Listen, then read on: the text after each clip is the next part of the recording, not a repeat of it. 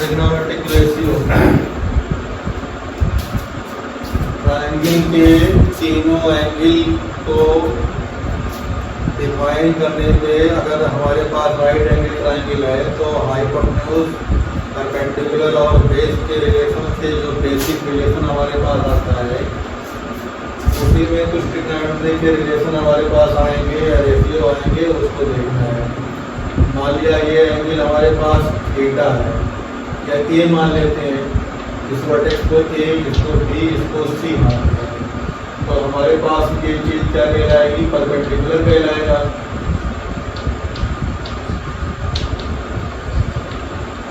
और ये हाइपोटेन्यूज होगा।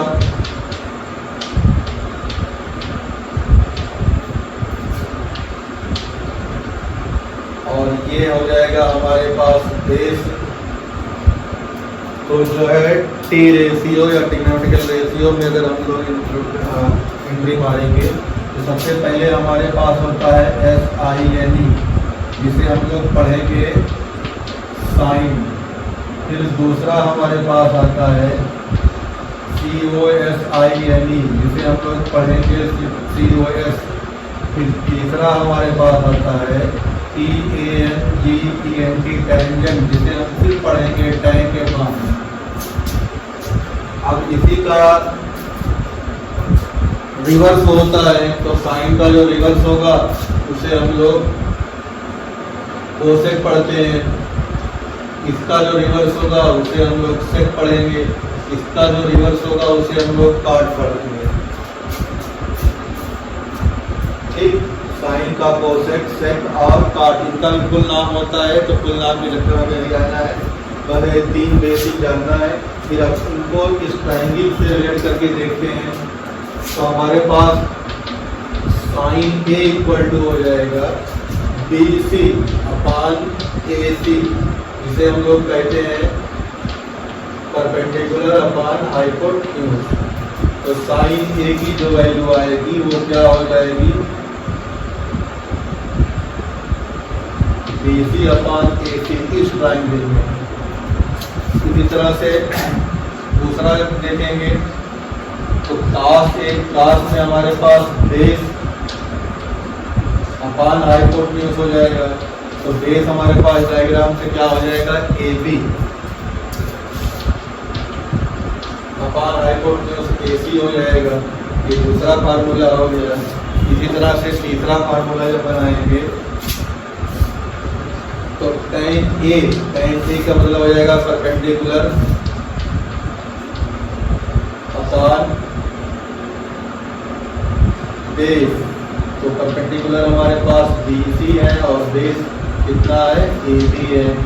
तो तीनों जब उठा के यहाँ पे लाएंगे तो साइन A इक्वल टू जो कितना आया, BC अपान AC, पहला फार्मूला।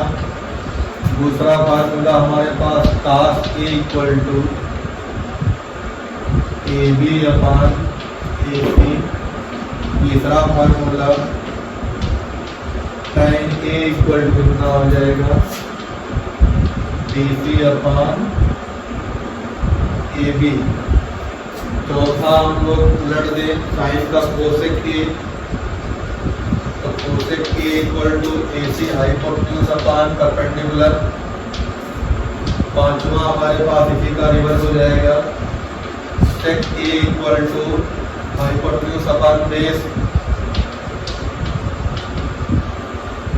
छठा ट्रिग्नोमेट्रिकल रेशियो हो जाएगा cot A, ये हो जाएगा बेस अपान परपेंडिकुलर।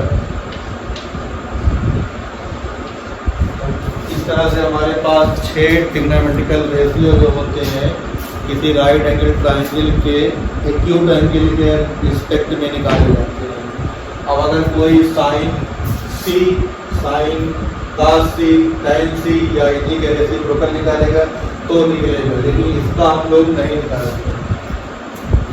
तो राइट एंगल ट्रायंगल में एक्यूट एंगल का जो है हमारे पास ट्रिग्नोमेट्रिकल रेशियो जो होता है वो निकलता है। इसी तरह से अब जब ये रेशियो आ गए तो टी रेशियो के नाम से जाने जाते हैं। किसी दिए गए ट्रायंगल के रेशियो को हम लोग जो निकालेंगे साइड्स में रेशियो होगा वो टी रेशियो के नाम से जाना जाएगा। साइन, कास, टैन, कोसेक, सेक और कॉट होता है। 6 रेशियो निकलते हैं। इन 6 रेशियो में हम लोग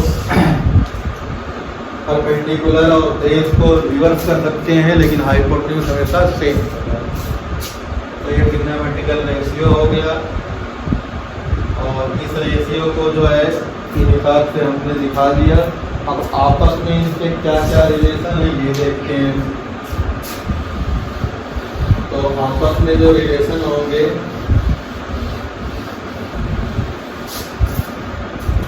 वो जो है हमारा पहला हमारे पास रिलेशन में आएगा sine A into cosec A equal to 1 हो जाता है। दूसरा हो जाएगा कास ए इंटू सेक ए, ये भी इक्वल टू 1 हो जाएगा। थर्ड हम देखेंगे तो tan A into cot A की वैल्यू 1 हो जाएगी। अगर इसका प्रूविंग करना हो तो वैल्यू रख दो। साइन की वैल्यू रखोगे BC अपान AC, इसकी वैल्यू BC अपान AC अपान BC पढ़ के हमारे पास 1 हो जाएगा।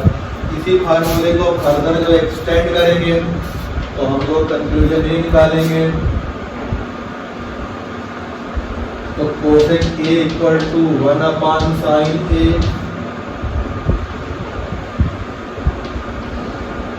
इसी तरह से दूसरे से sec A equal to 1 upon cos A. Third जब देखेंगे तो हमारे पास cot A equal to 1 upon tan A. तो ट्रिग्नोमेट्रिकल रेशियो के बाद इनका जो है एप्लीकेशन कैसे करना होता है ये देखेंगे। फिर इसी में 2 इम्पॉर्टेंट रिलेशन और आते हैं। वो 2 इम्पॉर्टेंट जो रिलेशन है उसको हम लोग यहाँ देख लेते हैं। 2 इम्पॉर्टेंट जो रिलेशन है वो कहलाएंगे tan A equal to sine A upon cos A आता है, और इसी तरह से कॉट ए की जो वैल्यू होती है वो होती है कास ए अपान साइन ए। तो ये 6 रेशियो के आपस में 2 फार्मूले या 8 फार्मूले जो है वो इस तरह से बनते हैं। तो साइन, कास, टैन या कॉट, कोसेक, सेक या इन दोनों का जो है आपस में क्या रिलेशन होता है, इस तरह से इसको हम लोग जान लेते हैं। इसका एप्लीकेशन हम लोग आगे करते रहेंगे। अब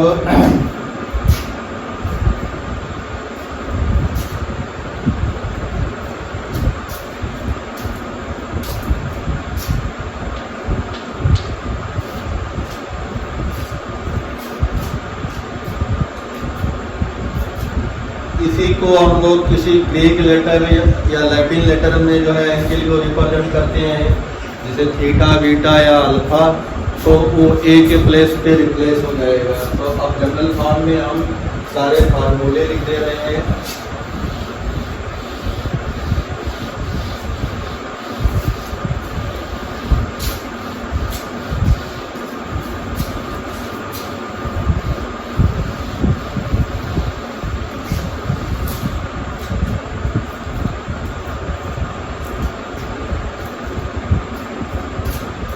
पहला हमारे पास हो गया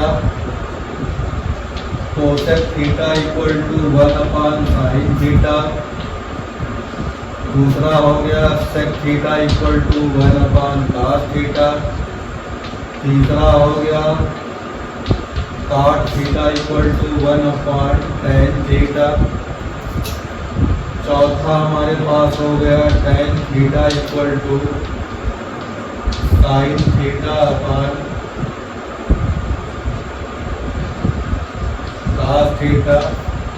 पांचवा हमारे पास हो गया cot theta equal to cos theta upon tan theta.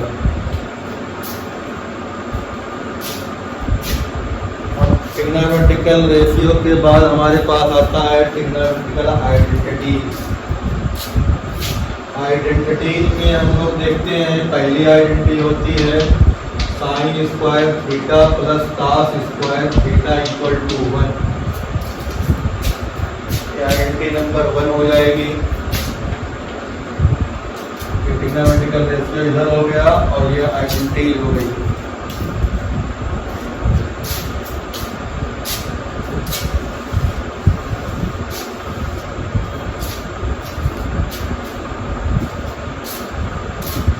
ये है ट्रिग्नो आइडेंटिटी,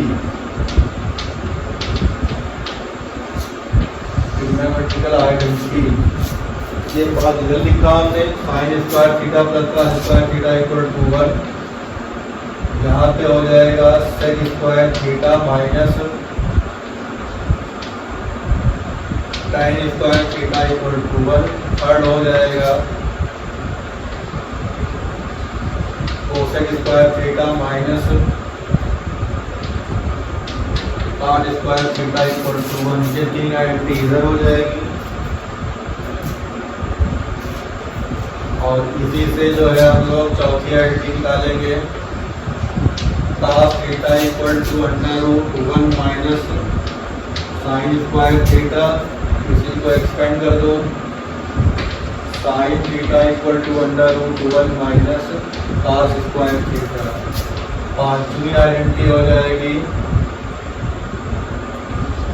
सेक स्क्वायर थीटा की value 1 plus tan square theta होगी, या हमारे पास टाइन स्क्वायर थीटा इक्वल टू हो जाएगा सेक स्क्वायर थीटा माइनस 1। एकदम जो है मूल्यों पे टिप की तरह याद होना चाहिए, इसमें सोचना नहीं। मेमोराइज अगर है तो आगे जो है हेल्प मिलेगी। हर क्वेश्चन में ट्रिग्नोमेट्री जो है एलिमेंट्री पार्ट है मैथमेटिक्स का, इसलिए जो है जितना लिखाया जा रहा है उसको टिप्स से याद करना है। थर्ड इसी के आगे प्रोसीड करेंगे, धना फार्मूला हमारे पास होगा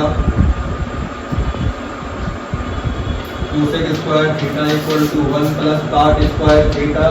इसी को और लिखते हैं cot square theta equal to cosec square theta minus 1। 11th और 12th में आइडेंटिटीज का बहुत बड़ा रोल है फार्मूले का। अगर फार्मूला मिस हुआ तो ट्रिग्नोमेट्री छोटा पोर्शन होता है, लेकिन कैलकुलस में इसका बहुत यूज है। वहाँ पे बार बार जो है प्रॉब्लम होती रहती है, कब कहाँ से कन्वर्ट हो जाए कोई जानता नहीं है। ट्रिग्नोमेट्रिकल आइडेंटिटी में हमारे पास ये आ गया। फिर आप देखेंगे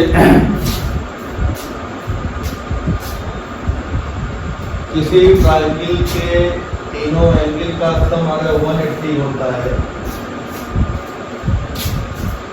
ट्रिग्नोमेट्रिकल आइडेंटिटी में इतनी छोड़ देते हैं, फिर रिलेशन बिटवीन एंगल्स देखेंगे। ठीक, तो इस फर्स्ट पार्ट में इतना ही है। नेक्स्ट पार्ट बताते हैं, इसको मेमोराइज करो, इसका एप्लीकेशन जहाँ होगा तहाँ बताएंगे। नेक्स्ट पार्ट में फिर मिलते हैं कुछ नई चीज़ें और इम्पॉर्टेंट फार्मूले के साथ।